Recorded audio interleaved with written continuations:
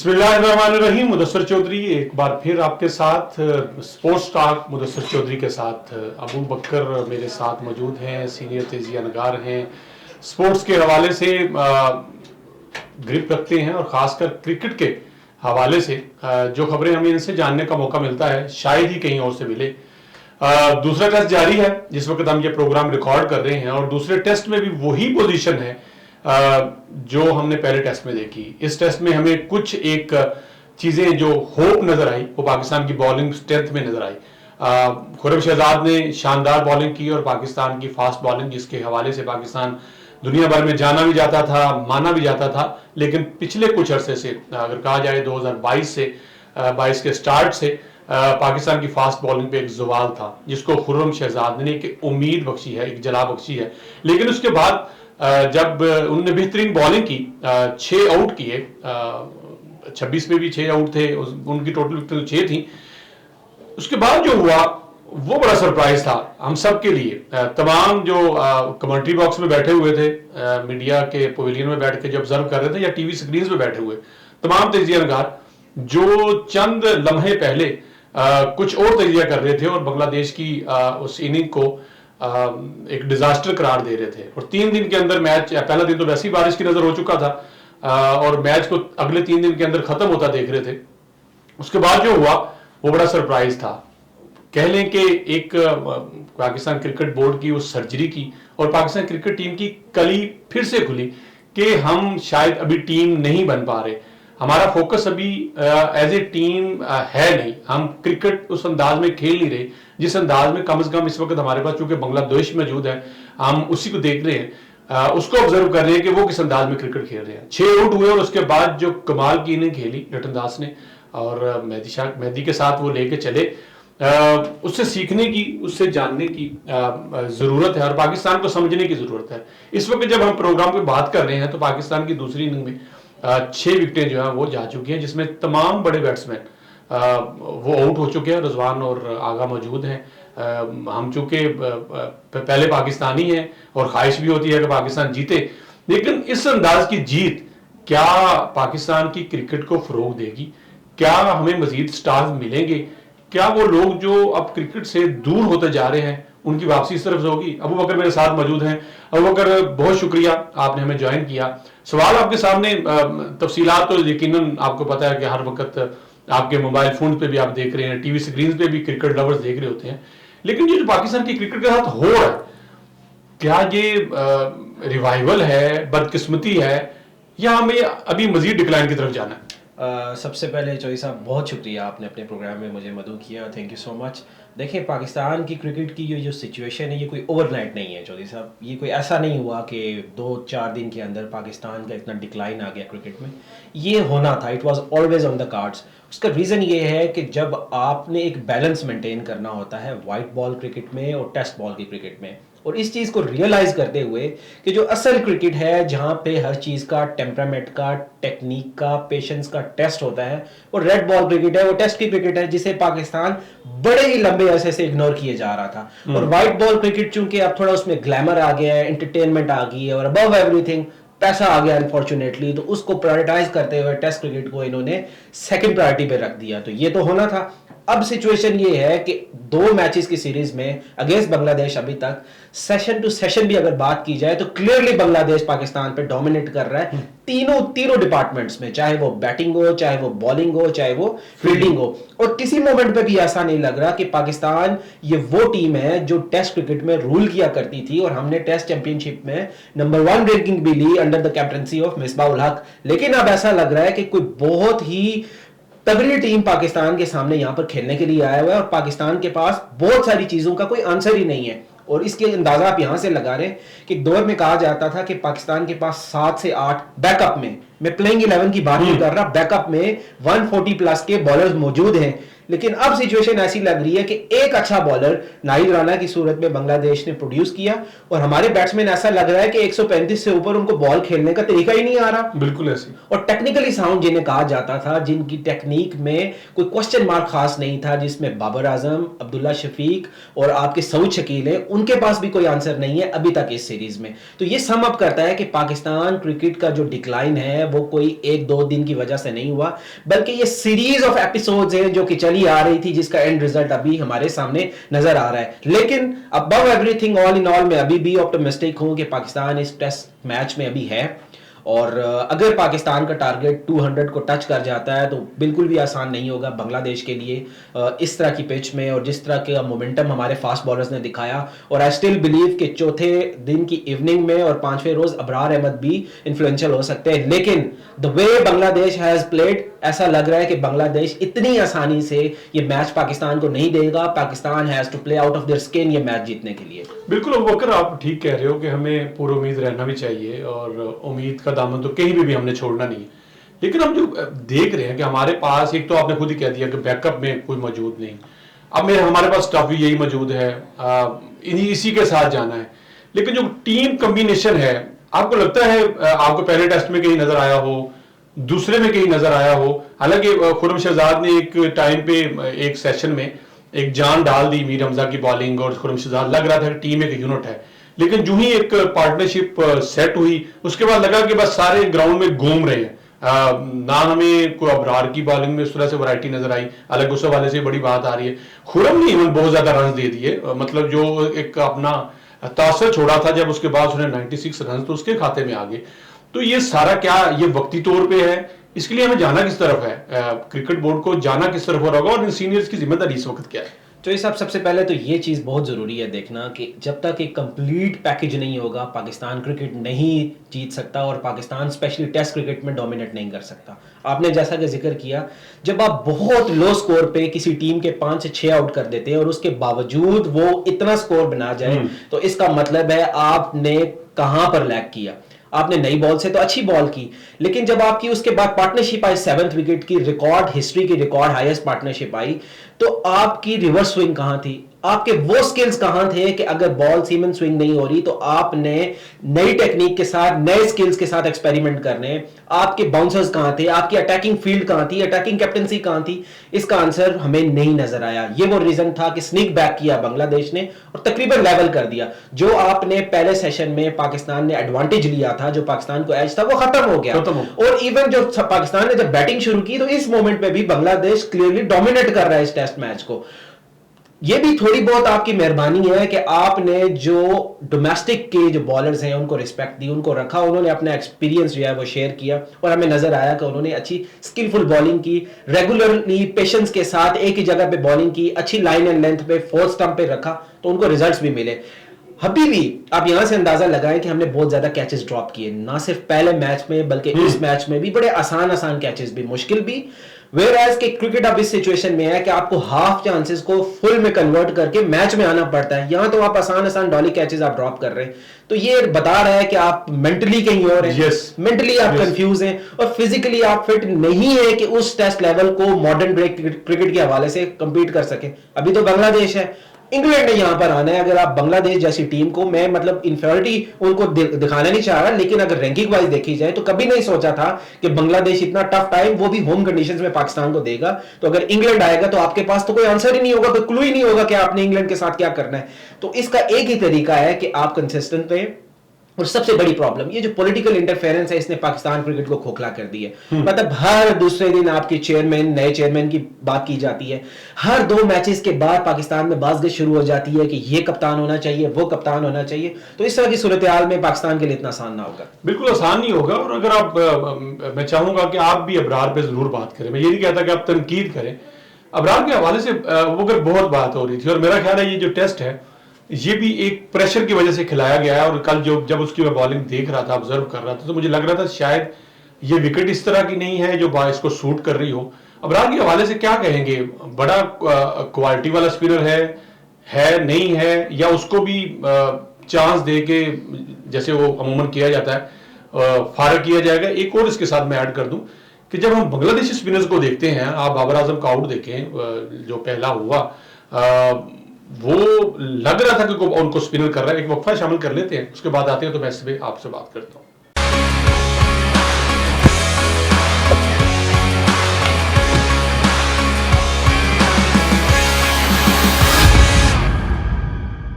اب اگر وقفے سے پہلے میں نے آپ کو ابرار کے حوالے سے بات کی، ایک طرف بنگلہ دیش کے اسپنرز ہیں، ہم دیکھ رہے ہیں ان کی اسپن بھی ہو رہی ہے، ہم نے ٹائٹ بھی کیا ہوا ہے اور وکٹیں بھی لے رہے ہیں. دوسری طرف ابرار ہیں جن کے حوالے سے جب پہلے ٹیسٹ میں وہ نہیں کھیلے تو اتنا شور ہوا کہ شاید کسی بڑے سٹار کو باہر بٹھا دیا گیا.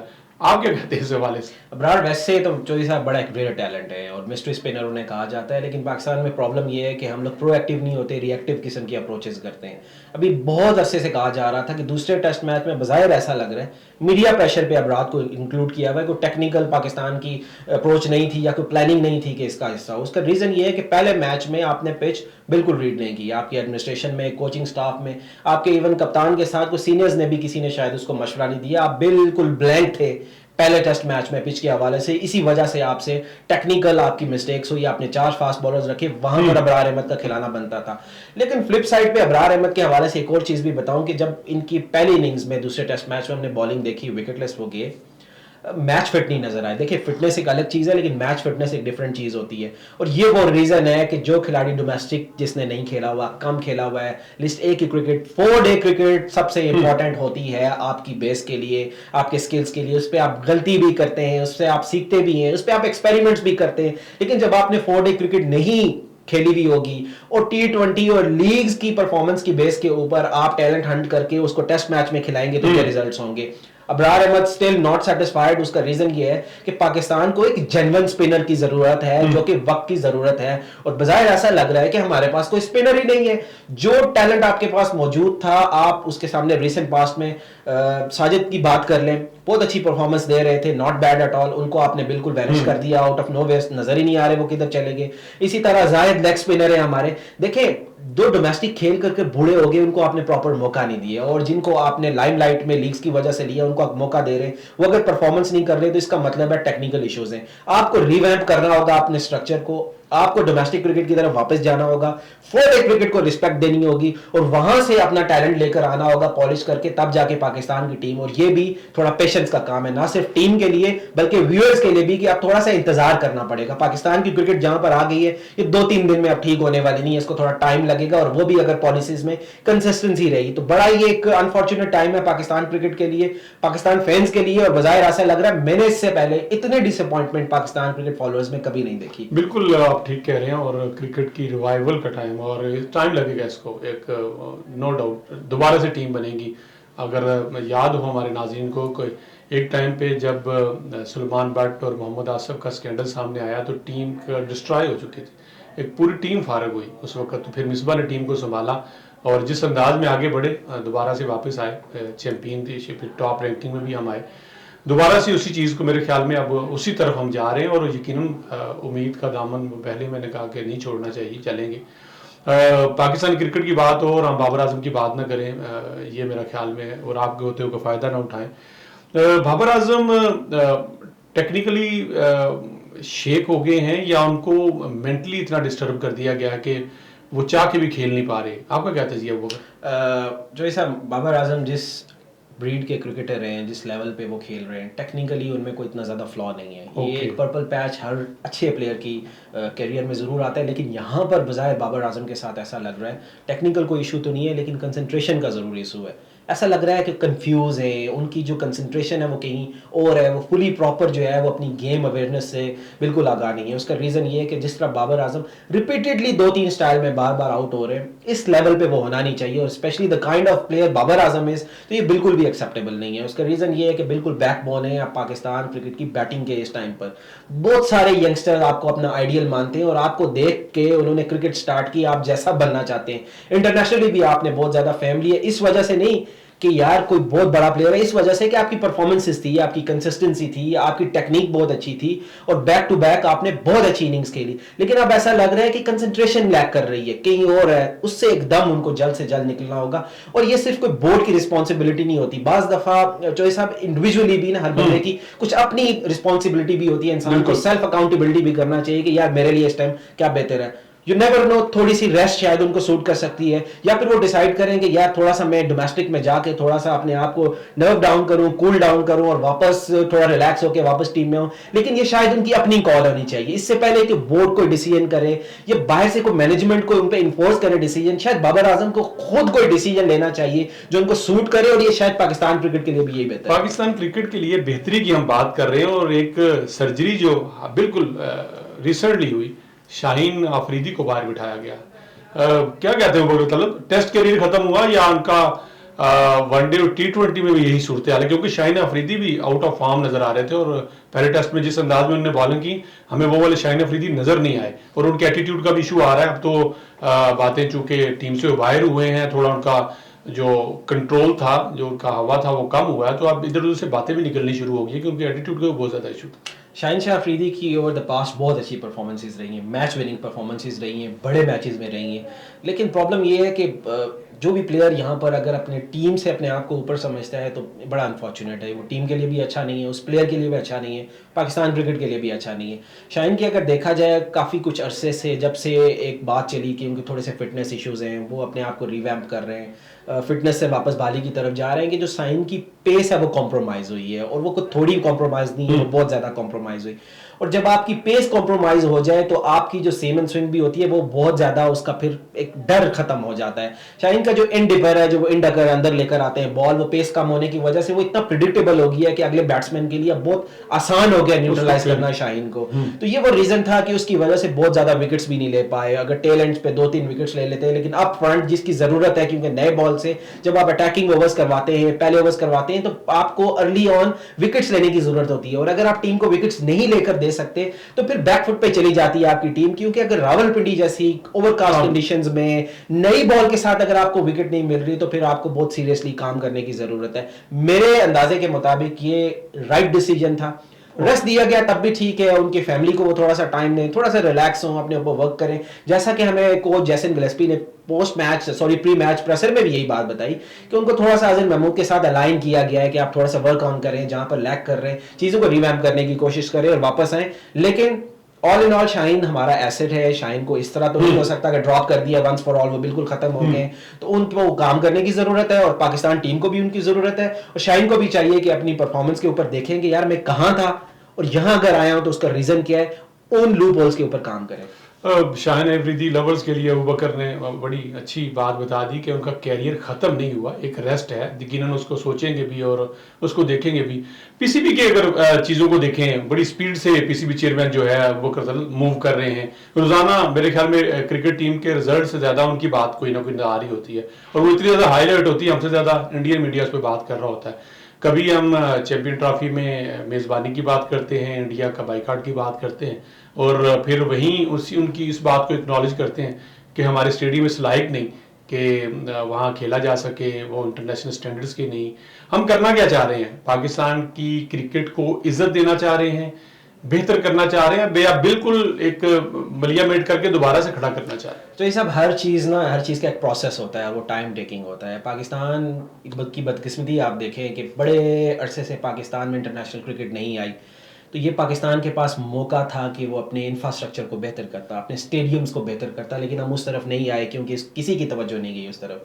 लॉन्ग टर्म प्लानिंग नहीं थी, मिड टर्म प्लानिंग नहीं थी, हमें अपने ऊपर कॉन्फिडेंस नहीं था कि यार आईसीसी का कोई बड़ा इवेंट पाकिस्तान आएगा। ये तो दूर की बात कि इंटरनेशनल क्रिकेट की बहाली के ऊपर भी हम कंफ्यूज थे कि यार पाकिस्तान में हो पाएगी या नहीं होगी। लेकिन अल्लाह का शुक्र है, अल्हम्दुलिल्लाह पाकिस्तान में इंटरनेशनल क्रिकेट वापस आई। अभी पाकिस्तान ने नेक्स्ट ईयर चैंपियंस ट्रॉफी, जो कि वर्ल्ड कप के बाद सबसे बड़ा इवेंट हुआ करता है, उसको होस्ट करना है, और सोलली वो पाकिस्तान उसका होस्ट होगा। अब पाकिस्तान के ऊपर ये बड़ा एक प्रेशर है कि पाकिस्तान ने अपने स्टेडियम्स को उन स्टैंडर्ड्स के ऊपर लेकर जाना है जहां पे मॉडर्न डे आजकल चल रहे हैं। अनफॉर्चुनेटली मोहसिन नकवी साहब की इस बात से मैं बिल्कुल एग्री करता हूं कि पाकिस्तान के तीनों स्टेडियम्स जो वेन्यूज हमने प्रपोज किया आईसीसी को, रावलपिंडी, लाहौर और कराची, वहां पर स्टैंडर्ड्स की कमी है, फैसिलिटीज की कमी है, तो उनको अपग्रेड करने जा रहे हैं। मोहसिन नकवी साहब एक बहुत अच्छा स्टेप है, लेकिन मार्जिन ऑफ एरर हमारे पास जीरो है, टाइम हमारे पास बहुत कम है, यहां पर किसी गलती की गुंजाइश नहीं है, और साथ साथ ही जय शाह का प्रेसिडेंट बनने के बाद, चेयरमैन बनने के बाद आईसीसी का रिस्पॉन्सिबिलिटी और प्रेशर मोहसिन नकवी साहब के पास और हो जाता है कि कैसे उन्होंने सिक्योर करना है कि पाकिस्तान में हर सूरत में आईसीसी चैंपियंस ट्रॉफी 2025 हो सके। ना सिर्फ बड़ा इवेंट सिक्योर करना है बल्कि पाकिस्तान की क्रिकेट को सिक्योर करना है, पाकिस्तान के नौजवानों को सिक्योर करना है, क्योंकि पाकिस्तान के कौमी खेल हॉकी की तबाही के बाद अगर किसी खेल ने जोड़ रखा है तो वो क्रिकेट है, जो कि अनफॉर्चुनेटली पिछले कुछ सालों से लोगों को दूर कर रही है, तकलीफ दे रही है। और जाते जाते मैं उन तजिया नगारों के लिए भी जो कि अपने वक्त में शायद उनकी कारकर्दगी के फिगर निकाले जाएं तो हैरान कुन है जब आज उनकी बात सुनते हैं, आज के नौजवानों पे, यंगस्टर्स पे, जिनने 2 टेस्ट या 3 टेस्ट खेले हैं, उन पे जब वो बात करते हैं तो उनको ज़रूर अपने गिरबान में झांकना चाहिए और सोचना चाहिए कि इनको मौका मिलना चाहिए, इनकी बेहतरी के लिए साथ देना चाहिए, ना कि अपने चंद व्यूज़ के लिए, चंद लाइक्स के लिए पूरी टीम को डिस्ट्रॉय कर दें। आज के लिए इतना ही, इजाज़त दीजिए, अल्लाह हाफिज़।